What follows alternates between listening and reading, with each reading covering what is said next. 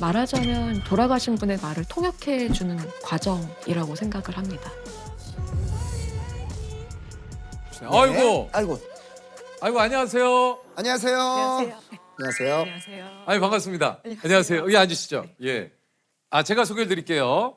매일 삶과 죽음의 실마리를 찾는 법의학자 김문영 교수님이십니다. 안녕하세요. 반갑습니다. 어서 반갑습니다. 오세요. 직접 소개를 좀 해주시죠. 네, 저는 성균관대학교 의과대학 법의학 연구실을 이끌고 있는 김문영 교수라고 합니다. 아니 전에 법의학자 이제 유성호 교수님이 나오셔가지고 지원자가 많이 없는데 한 분이 있다 네네네. 했던 분이 바로 오늘 접니다. 그죠? 야. 그 한 분이 교수님이시군요. 네, 그때 이제 같이 서울대학교 법의학교실에 있었기 때문에. 네네네네. 아니 어떻게 10년 만에 이렇게 교수님께서 지원을 하시게 된 거예요?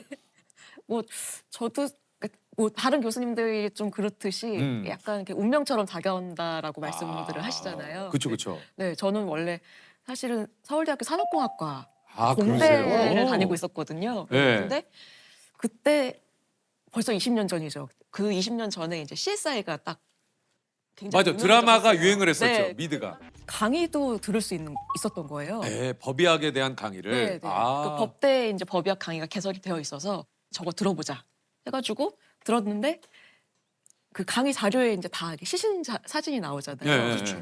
그 사진을 보면 굉장히 충격에 빠지시는 거예요. 그 수강생들이. 네. 네. 근데 저는 그렇지 않았어요? 않더라고요. 네. 그렇게 어색하거나 뭐 그래요? 끔찍하거나 그런 느낌은 없고 그냥 사람이 저렇게 될 수가 있구나라는 그냥 굉장히 자연스럽게 받아들여져서 근데 또 이제 강의 중에 이제 교수님이 그런 말씀도 하셨었어요. 이렇게 중요한 분야인데 사실 하고 싶어하는 그 지원자들이 너무 없다. 그러니까. 네, 그래서 나는 괜찮은데 그럼 내가 해야 되나? 라는 생각이 문득 들더라고요. 그럼 사실 전공은 따로 있었는데 네네. 우연히 이렇게 들었던 그 수업에서 이 법의학 쪽에 관심을 갖기 시작하신 거예요. 네. 지금까지 총 한 1,069건 정도의 부검을 하셨다고 그래요. 네. 야, 어떻습니까? 하루 일과가 좀 교수님은 어떠세요? 뭐 부검이 있는 날은 이제 오전에 부검을 하고 이제 오후에 보통 감정서를 쓰는 스케줄로 돌아가고요. 그렇군요. 네.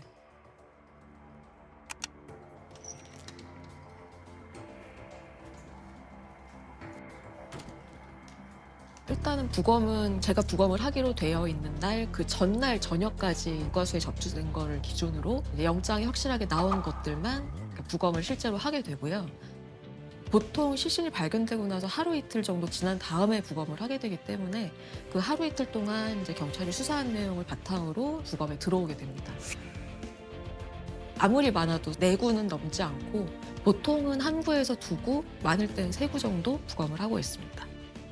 저희가 이제 부검이라는 단어가 사실 되게 어떻게 보면 저희들에게 좀 자주 들리는 단어긴 한데 네네네. 실제로 부검이라는 것이 어떤 역할을 하는지에 대해서는 사실 구체적으로 알려진 것들이 많지 않아요. 네, 그러니까 네. 보통은 이제 부검을 꼭 이제 말씀드렸던 뭐 타살 사건 이런 강력 사건이랑 연관이 있다고 생각하시지만 사실은 거의 대부분의 부검은 병사로 생각이 돼요. 그러니까 어떤 질병으로 돌아가셨을 것 같은데 이분이 이제 병원에서 돌아가신 게 아니고 정확한 진단을 받은 상태가 해야 아니라서 되니까. 만에 하나 있을 가능성을 확인하기 위해서 그렇죠. 확인하는 과정이 대부분이거든요. 네네. 그래서 정말 그냥 우리 가족들이 이제 그 부검의 대상이 될 수도 있고 맞아요. 생각보다 우리 가까이에 있는 거. 이루어질 수 네. 있는 일들입니다. 부검을 시작한 첫 해에 굉장히 좀 충격적인 일이 좀 있었다고 해요. 예, 어떤 일입니까? 그때 제가 첫 해 이제 부검을 배우기 시작했을 때 음. 그때 이제 들어가는 부검이 좀 강력 사건에 가까운 상태 사건이었어요. 강력 사건에 가깝다라고 하면서 왔는데 네. 근데 범인이 이제 가족이었고 네? 그 젊은 여자분이었는데 어머니랑 오빠한테 이제 살해를 당한 분이셨고 어머니와 어머니랑 오빠한테요. 오빠. 네네.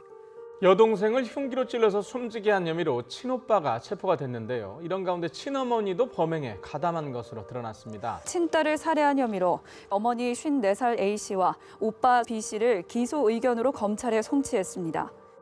근데 그 공격의 수위가 이제 좀 너무 이렇게 좀 잔혹해서 그러니까 네. 저희가 이제 딱 그 시신을 뵀을 때 많이 훼손이 돼 있는. 네, 그러니까 얼굴 아래쪽하고 목이 에? 좀 많이 훼손이 되신 상태였어요. 경찰이 발견 당시 김 씨의 시신은 얼굴과 몸이 분리된 상태였습니다. 경찰은 오빠와 어머니에 대해 일단 구속영장을 신청하고 시신을 부검하기로 했습니다. 저도 이제 그날 지도 교수님하고 같이 신월동 국과수에 갔는데 일단은 시신 훼손 상태가 너무 심하니까 다들 약간 좀 평소보다 더 숙연해지는 그런 분위기가 있었던 것 같고요. 그래서 처음에는 이제 구타로 시작을 했던 것 같은데 결국은 이제 목도 조르고 나중에 이제 기절을 하게 되니까 이제 시신도 많이 훼손을 하게 되는 그런 과정으로 진행이 됐던 것 같습니다. 키우던 강아지한테 악귀가 들렸다라고 하면서 일단은 강아지를 먼저 죽였어요. 네, 근데 그러고 나서 이제 그 악귀가 딸한테 옮겨 붙었구나 하면서 이제 딸을 공격하기 시작하신 거예요. 그래서 그때 상황이 이제 좀 어머니는 나중에 결국 이제 조현병이 있는 걸로 밝혀지셨어요. 근데 이제 이 어머니의 영향을 받아서 아드님도 조금 이제 독특한 생각을 하시는 네, 그런 상태가 되셨었고, 그래서 사실은 치료를 받았으면 그런 상황까지 안 그러니까요. 왔을 텐데 네. 이제 아무래도 가족들이 이제 그 치료를 권유하기보다는 이제 어머니의 그 생각에 좀 동조하고 이렇게 그런 참 너무 쪽으로 안타깝네요. 갔던 것 같아요. 네, 네. 안타깝네요. 그 사건도 굉장히 안타까웠던 사건. 아 이게 참 정말 너무 가슴이 아픈 그런 네. 사건이네요. 네. 사실 그런 정도로 심하게 훼손된 시신은 제가 부검 시작하고 나서 처음 보는 거였기 때문에 저도 굉장히 조금 어느 정도는 충격적인, 굉장히 좀 생경하게 현실감이 떨어지는 느낌을 받았었습니다. 아, 이게 정말 만만치 않은 직업이구나라는 생각도 좀 들었었습니다. 교수님의 부검으로 결정적인 사인을 밝혀낸 그런 경우도 좀 있다고 그래요. 네, 제가 이제 또 촉각법의관으로 이제 일하게 된 첫 해에 네. 겪은 사건인데, 그때도 젊은 여자분이셨고 이제 마지막에 어떤 수련원으로 뛰어들어가는 모습이 이제 CCTV에 확인이 찍혔어요. 되셨어요. 네. 네. 근데 그러고 나서 한 1시간에서 1시간 반 정도 후에 사망한 채로 이제 신고가 접수가 된 거예요. 저희가 이제 시신을 딱 받아봤을 때도 보통 이제 사람이 사망을 하면 이제 피가 더 이상 이제 심장이 뛰면서 이제 더 이상 피를 돌게 하지 않죠. 않으니까 그 피가 중력에 따라서 가라앉게 되거든요. 그렇죠. 네. 그게 시반이라고 하는 네, 거죠. 시반이라고 하는 네. 현상이고, 이게 보통은 이제 똑바로 누워 있으면 이제 등 부분이 좀 붉게 보이게 됩니다. 그래서 그게 네, 그래서 그걸 보고 이제 이분이 사망하신 지 얼마나 됐나를 좀 추정하기도 하는데, 그분도 이제 등 부분이 굉장히 붉은색을 띠긴 하는데 이게 시반이랑은 좀 다른 거예요. 그러니까 시반은 바닥에 밀착해 있는 부분에는 생기지 않아요. 네, 혈관이 이렇게 압착이 되니까 그쪽으로는 혈액이 들어갈 수가 없거든요. 혈액이 다 퍼지겠네요. 네네. 그래서 그 주변에는 붉게 되지만 완전히 밀착한 데는 오히려 더 하얗게 보이는 네네. 그 시반은 그런 좀 이렇게 왔다 갔다 하는 특성이 있는데, 이분은 그냥 등 전체가 다 붉은색인 거예요. 그래서 이건 시반은 아닌 것 같다. 좀 이상하게 생각이 돼서 이제 절개를 해보니까 다 멍이었던 거죠. 네. 그러니까 누군가의 구타에 의해. 네, 이거는 뭔가 외력이 가해졌다. 그 붉은색이 다 이제 출혈이었던 거죠. 출혈이 너무너무 심해서 이제 그 피부 안쪽에 있는 근육까지 다 이제 녹아내린 상태였고, 그 손상 때문에 결국은 돌아가시게 된 걸로 진단은 나왔거든요. 네. 그러면 이분은 왜 그렇게 등 뒤쪽에 그렇게 광범위하고 심한 멍이 들어 있었을까? 그걸 이제 찾아내는 게 이제 경찰의 수사 방향이 된 거였죠. 이게 범인이 그러면 누구입니까? 그때 이제 수사 초기에는 이분이 어쨌든 수련원에 가서 이렇게 사망을 하셨으니까 네네. 그 관계자들부터 조사를 받으셨거든요. 근데 그분들이 이제 처음에는 이분이 그 집에서 좀 학대를 받으시는 것 같다라는 진술을 했었어요. 근데 나중에 이제 더 이제 형사분들이 그 조사를 해보시니까 수련원 관계자들이 단체로 휴대폰을 교체를 했어요. 그리고 그 내부에 있던 CCTV를 삭제를 합니다. 그래서 뭔가 이제 수상한 게 하나씩 나오니까 더 이제 조사를 해보니까 일종의 이렇게 수강생으로 등록을 한 분이셨는데, 이 돌아가신 분이 이분한테 이런저런 이렇게 잡일을 굉장히 많이 시켜줬더라고요. 참.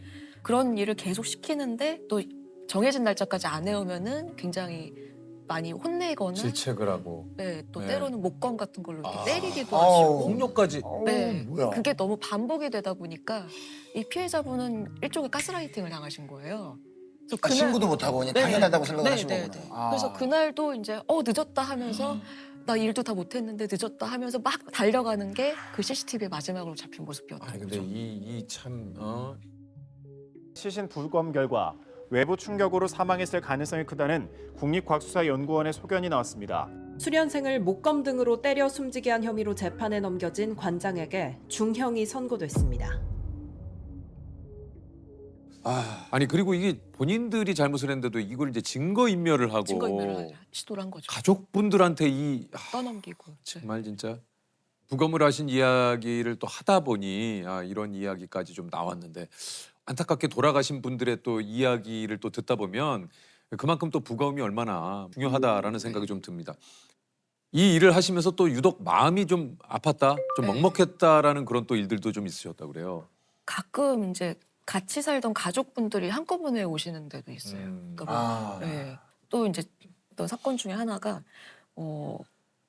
고령의 이제 어머니랑 좀 중년의 아드님이 그러니까 같이 돌아가셔가지고 뒤늦게 발견이 되신 사건이 있었는데 그분들이 발견되신 계기가 수도세가 갑자기 너무 많이 나온 거예요. 그래서 그 수도관리 사업소에서 이 점검을 하기 위해서 이 집을 찾았다가 이제 부패 상태로 이제 돌아가신 두 분을 발견을 하신 거였던 거죠. 서울 종로구 창신동에서 80대 어머니와 50대 아들이 숨진 지 한 달여 만에 발견됐습니다. 수도요금이 90만 원 넘게 나온 걸 이상하게 여긴 수도사업소 직원이 현장 점검을 나왔다 발견했습니다. 불러도 인기척이 없었고 물이 이렇게 새고 있는 소리가 들렸다고 합니다. 이 두 분이 다 좀 거동이 좀 불편하시고 네. 그러니까 일정한 직업이 없는, 그러니까 특정한 수입이 없는 상태셨는데 그렇게 되면 사실은 우리나라에서는 이제 기초생활수급자로 이렇게 지원을 해드려야 되잖아요. 이분들이 살고 계시던 집이 자가였어요. 아. 물론 그 집이 이제 아주 괜찮은 집은 아니었고 이렇게 쓰러져가는 그러니까 집이었는데도 서류상으로는 재산이 있기 재산이 때문에. 있으니까 이게 구청에서 뭐 이렇게 그 주민센터 같은 데서 네. 이제 확인을 해도 방법을 찾아보는 와중에 이제 결국은 돌아가신 그런 거예요. 안타까운 네. 또 일이 있었군요. 네.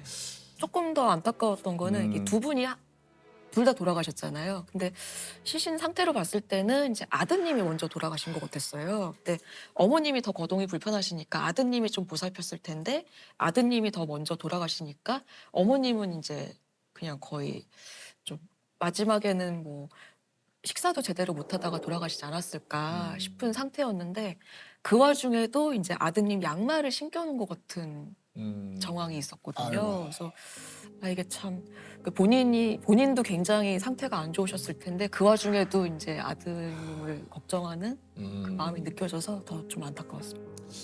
그러니까 뭐 혹시 사각지대가 생기는 이럴 때에 네네네. 이렇게 또 안타까운 일들이 또 생기니까 이게 또 이런 거를 뉴스로 볼 때마다 참 저도 그렇습니다만 네. 많은 분들이 참 뭐 안타까워하시죠. 맞아요. 가슴 아프죠. 이런 일이 좀 없어야 하는데 제가 이제 지금까지 한 1000건 넘는 부검들을 다 이제 파일 하나로 정리를 해놓고 있거든요. 근데 거기에 보면 이제 다 사건 개요들이 다 나와 있는데 그 사건 개요를 이렇게 하나씩 보다 보면 사람의 인생 한 명 한 명이 다 소중하고 다 의미가 있고 그러니까 정말 소중하지 않은 사람은 없구나 하는 생각도 갖게 됩니다.